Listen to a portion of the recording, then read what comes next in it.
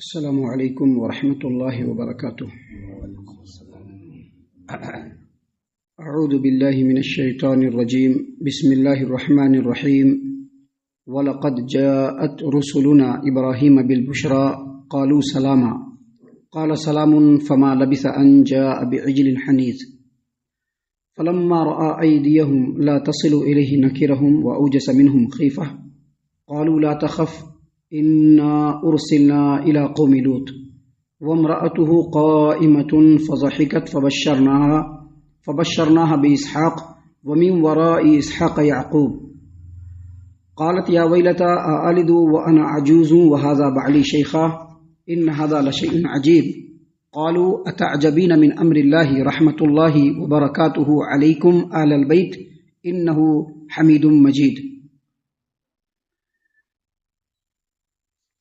محترم سامعین اکرام، سورہ ہود سورہ نمبر 11 اور اسی سورت سے آیت نمبر 69 سے لے کر کے آیت نمبر 73 تک، یعنی 69، 70، 71، 72، 73، یہ چند آیات آپ کے سامنے تلاوت کی گئی۔ جیسا کہ آپ کو معلوم ہے کہ قرآن کریم کی تفسیر کا سلسلہ آپ کے سامنے لگاتار پیش کرنے کی سعادت حاصل کی جا رہی ہے، اور آج جو آیتیں آپ کے سامنے پڑھی گئی ہیں وہ ترتیب کے ساتھ یہ چند آیتیں ہیں۔ گزشتہ کل جو درس ہم نے آپ کے سامنے پیش کیا تھا، اس میں قوم سمود کی ہلاکت و بربادی کا تذکرہ تھا۔ اس صورت میں بھی جو قوموں کی ہلاکت و بربادی کا تذکرہ ہے وہ بالکل اسی ترتیب کے ساتھ ہے جو اس سے پہلے سورۃ الاعراف میں اللہ تبارک و تعالیٰ نے بیان فرمایا۔ وہاں پر بھی قوم سمود کی ہلاکت و بربادی کے بعد اللہ تبارک و تعالیٰ نے قوم لوط کو ان کے کرتوتوں کی وجہ سے ہلاک و برباد کیا، وہاں پر اس کا ذکر ہے، اور یہاں پر بھی قوم سمود کے بعد قوم لوط کی ہلاکت و بربادی کا تذکرہ ہے، لیکن درمیان میں سیدنا ابراہیم علیہ السلام کا تذکرہ ضمناً آ گیا ہے۔ وہ اس لیے کہ جن فرشتوں کو قوم لوط کی تباہی و بربادی پر مامور کیا گیا تھا، وہ فرشتے قوم لوط میں جانے سے پہلے ابراہیم علیہ السلام کے پاس آئے اور ان کو ایک بیٹے کی خوشخبری دی۔ دیکھیے اللہ تبارک و تعالیٰ نے کیا فرمایا، وَلَقَدْ جَاءَتْ رُسُلُنَا إِبْرَاهِيمَ بِالْبُشْرَى قَالُوا سَلَامًا قَالَ سَلَامٌ فَمَا لَبِثَ أَنْ جَاءَ بِعِجْلٍ حَنِيذٍ، یعنی بلا شبہ ہمارے رسول ابراہیم علیہ السلام کے پاس خوشخبری لے کر کے آئے۔ جب وہ خوشخبری لے کر کے آئے تو ابراہیم علیہ السلام کو سلام کہا، جواب میں ابراہیم علیہ السلام نے بھی ان کے سلام کا جواب دیا۔ اب چونکہ باہر سے آئے ہیں، انسانی شکل میں آئے، فرشتے ہیں انسانی شکل میں آئے، تو ان کے گھر میں بیٹھتے ہیں تو فوراً ان کی ضیافت کے لیے، ان کی مہمان نوازی کے لیے ایک بھونا ہوا جو ہے بچڑا لے کر کے چلے آتے ہیں، جاتے ہیں بچڑے کو اچھے طریقے سے بھونتے ہیں اور لا کر کے ان کی خدمت میں پیش کر دیتے ہیں، کھائیے۔ اس سے پتہ چلتا ہے کہ اگر مہمان آتا ہے تو اس کی مہمان نوازی کرنا یہ نبیوں کا، ولیوں کا، نیکوکار لوگوں کا طریقہ رہا ہے۔ دیکھیے ابراہیم علیہ السلام کی کوئی جان پہچان نہیں ہے، مہمان آیا ہے فوراً بچڑا بھون کر کے لے آئے تاکہ ان کی مہمان نوازی ہو سکے۔ محترم سامعین کرام، اب چونکہ یہ فرشتے ہیں، ان کے سامنے کھانا رکھا گیا ہے، فرشتے تو کھاتے نہیں ہیں۔ اللہ تبارک و تعالیٰ نے یہاں پر فرمایا فَلَمَّا رَأَى أَيْدِيَهُمْ لَا تَصِلُ إِلَيْهِ نَكِرَهُمْ وَأَوْجَسَ مِنْهُمْ خِيفَةً، مہمان کو رکھ دیا گیا ہے، مہمان کھا نہیں رہے ہیں، کھائیے، نہیں کھا رہے ہیں، ہاتھ بڑھ نہیں رہا ہے۔ وہ جب دیکھ رہے ہیں کہ ان لوگوں کا ہاتھ کھانے کی طرف نہیں بڑھ رہا ہے تو ابراہیم علیہ السلام کے دل میں عجیب سا محسوس ہوا۔ نکرہم کا مطلب ہوتا ہے عجیب محسوس ہوا، ان کو ڈاؤٹ فیل ہوا، ان کو بدگمانی ہوئی کہ پتہ نہیں یہ کون لوگ ہیں، کہاں سے آ گئے ہیں، کھانا دے رہے ہیں تو کھا نہیں رہے ہیں۔ وَأَوْجَسَ مِنْهُمْ خِيفَةً، اور انہوں نے اپنے دل کے اندر خوف محسوس کیا۔ سامعین اکرام، اس آیت کریمہ کی تفسیر میں بہت ساری باتیں ہیں، جس میں سے بعض مفسرین نے یہ لکھا ہے کہ اس زمانے میں چونکہ یہ دستور تھا کہ اگر کوئی مہمان آتا اور وہ نہیں کھانا کھاتا یا کھانے کی طرف ہاتھ نہیں بڑھاتا تو یہ سمجھا جاتا کہ یہ بری نیت سے آیا ہے، لیکن یہ بات صحیح نہیں ہے۔ بات اس لیے صحیح نہیں ہے کہ سیدنا ابراہیم علیہ السلام جیسے اولو العزم پیغمبر کے تعلق سے یہ نہیں سوچا جا سکتا ہے کہ وہ کسی سے ڈر جائے۔ وہ تو بادشاہ وقت کے سامنے بھی کوئی بات کرنے سے وہ ڈرے نہیں، خوف محسوس نہیں کیے، تو یہاں پر یہ ڈر محسوس کریں گے، یہ بات صحیح نہیں ہے۔ دوسری بات، سیدنا ابراہیم علیہ السلام جیسے اولو العزم پیغمبر کے پاس انسانی شکل میں فرشتوں کا آنا اور بعد میں یہ بتلانا کہ ہم فرشتے ہیں، یہ چیز ہوتے رہتا ہے، لہذا اصل بات وہ نہیں تھی۔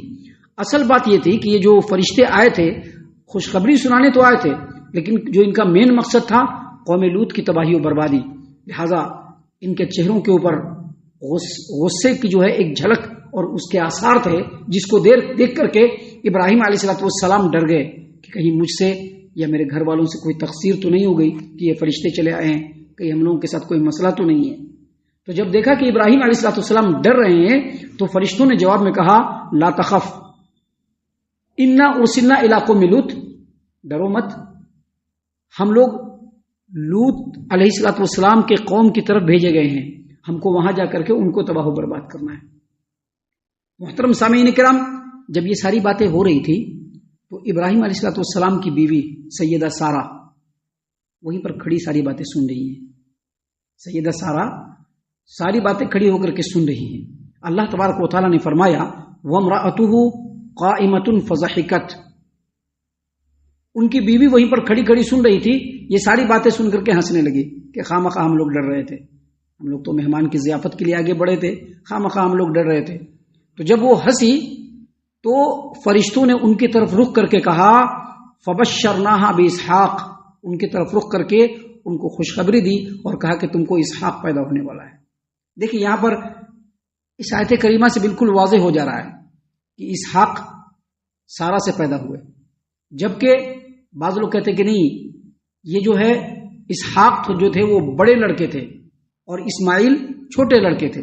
لیکن یہاں پر دیکھیے فرشتوں نے، ابراہیم موجود ہیں، خوشخبری کن کو دینا چاہیے؟ ابراہیم کو دینا چاہیے، لیکن خوشخبری کن کو دے رہے ہیں؟ سارہ کو دے رہے ہیں۔ اور کس چیز کی خوشخبری دے رہے ہیں؟ اسحاق کے پیدا ہونے کی۔ اور اس کے بعد کیا کہہ رہے ہیں؟ وَمِن وَرَاءِ اسحاق یعقوب، اور اسحاق کے بعد یعقوب بھی اولو العزم پیغمبر پیدا ہوگا۔ یعنی سیدہ سارہ کو بیک وقت دو خوشخبری دی جا رہی ہے، ایک ان کے بیٹے کی اور پھر ان کے پوتے کی، اور کہا کہ دونوں اولو العزم ہوگا۔ اس کا مطلب یہ ہوا کہ سیدہ سارہ کی طرف اشارہ کر کے خصوصی طور پر خوشخبری دینا، یہ اس بات کی طرف واضح ترین اشارہ ہے کہ ابراہیم علیہ السلام کو تو پہلے سے اولاد تھا، پہلے سے ایک بیٹا ہاجرہ سے پیدا ہو چکے تھے اسماعیل علیہ السلام۔ ان کو خوشخبری دینے کے بجائے ڈائریکٹ سارہ کو خوشخبری اس لیے دی جا رہی ہے تاکہ ان کو زیادہ خوشی محسوس ہو، اور ان کو یہ خوشخبری دی گئی کہ دیکھو آپ کو اسحاق پیدا ہوگا جو اولو العزم نبی ہوگا، اور اس کے بعد یعقوب پیدا ہوں گے وہ بھی اولو العزم پیغمبر ہوں گے۔ اب خوشخبری دی گئی تو سارہ علیہ السلام خوش ہو گئی، چونکہ نبی کی ماں ہے، خوش ہو گئی، لیکن پھر بھی انہوں نے اپنے ڈاؤٹ کا اظہار کیا۔ اللہ تبارک و تعالیٰ نے فرمایا قالت، انہوں نے کہا، سیدہ سارہ نے کہا یا ویلتا االد انا عجوز وہذا بعلی شیخا ان ھذا لشیء عجیب، کیا بات کر رہے ہیں؟ کیسے اس کا ترجمہ کہا گیا ہے؟ کیا ہے، کیسے ہوگا ایسا؟ یا ویلتا کا مطلب یعنی مجھ کو اولاد کیسے ہو سکتی ہے جبکہ میں بوڑھی ہو چکی ہوں اور میرا شوہر بھی بہت بوڑھا ہو چکا ہے۔ ابراہیم بھی بوڑھے ہو گئے ہیں، سیدہ سارہ بھی بوڑھی ہو گئی ہیں۔ بعض روایتوں کے اندر، تفسیری روایتوں کے اندر آتا ہے کہ ان کی عمر، سیدہ سارہ کی عمر 100 سے کچھ ہی کم تھی، 2-4-10 سال، 100 سے کم تھی ان کی عمر۔ اب اس سے جوڑ لیجیے کہ ابراہیم علیہ السلام کی عمر اس وقت کیسی ہوگی۔ تو کہا کہ مجھ کو اولاد کیسے ہوگی جبکہ میں سخت بوڑھی ہو چکی ہوں، میرا شوہر بھی بوڑھا ہو چکا ہے۔ ان ھذا لشیء عجیب، یہ تو بڑی عجیب بات ہے، کیونکہ کسی بھی عورت کو جو حمل ٹھہرتا ہے اس کے پیچھے بہت سارے جو ہے پروسیجر ہوتے ہیں، شریر کے اندر جو ہے وہ کچھ چیزوں کا ہونا ضروری ہوتا ہے، خاص طور سے مینشنل پیریڈ ابھی چالو رہنا چاہیے، تبھی بچہ اور حمل ٹھہرتا ہے۔ انہوں نے کہا کہ میں اتنی بوڑھی ہو چکی ہوں، مجھ کو اولاد کیسے ہوگا؟ تو یہ تو بڑی عجیب بات ہے۔ تو فرشتوں نے جواب میں کہا قالو، اللہ تبارک و تعالیٰ نے فرمایا کہ فرشتوں نے کہا اتعجبین من امر اللہ رحمت اللہ وبرکاتہ علیکم اہل البیت انہ حمید مجید، اے نبی کے گھر والوں، نبی کے گھر والے ہو کر کے بھی اللہ کے حکم کے اوپر تعجب کرتے ہو، اس کا مطلب یہ ہو کہ اللہ کچھ بھی کر سکتے، اللہ چاہے تو زکریا جیسے بوڑھے کھسٹ سے بھی بچہ پیدا ہو سکتا ہے. اللہ چاہے تو بغیر باپ کے عیسیٰ کو بھی پیدا کر سکتا ہے.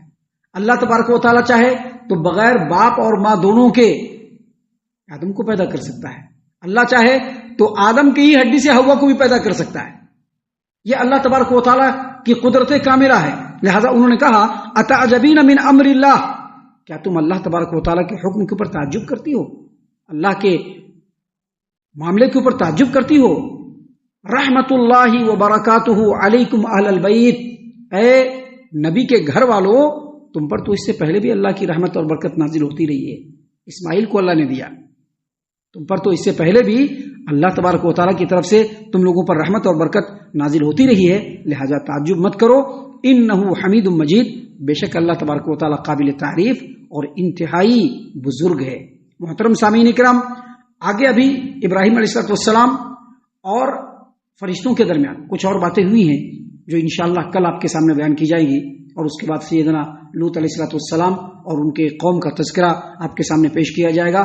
مذکورہ آیات کی روشنی میں ہم اللہ سے دعا کرتے ہیں کہ اللہ تعالی ہم تمام کو ان تمام باتوں کے اوپر خوب غور و فکر اور تدبر کرنے کے ساتھ ساتھ ان باتوں کے اوپر عمل کرنے کی بھی توفیق عنایت فرمائے. آمین. اللہ تعالی ہم تمام کو صحیح معنوں میں پکا سچا مومن مسلمان بنائے. اللہ اور اس کے رسول صلی اللہ علیہ وسلم کی اطاعت و فرما برداری کرنے والا بنائے. صحابہ کرام رضی اللہ عنہم کے طریقے پر چلنے والا بنائے. جنت الفردوس میں جگہ عطا فرمائے. اے اللہ ہم تمام کو جہنم سے پناہ دے. اے رب العالمین ہم تمام کو جہنم سے پناہ دے. اے مالک الملک ہم تمام کو جہنم سے پناہ دے. آمین یا رب العالمین. وما علینا الا البلاغ المبین. تبارك الذي نزل الفرقان على عبده ليكون للعالمين نذيرا.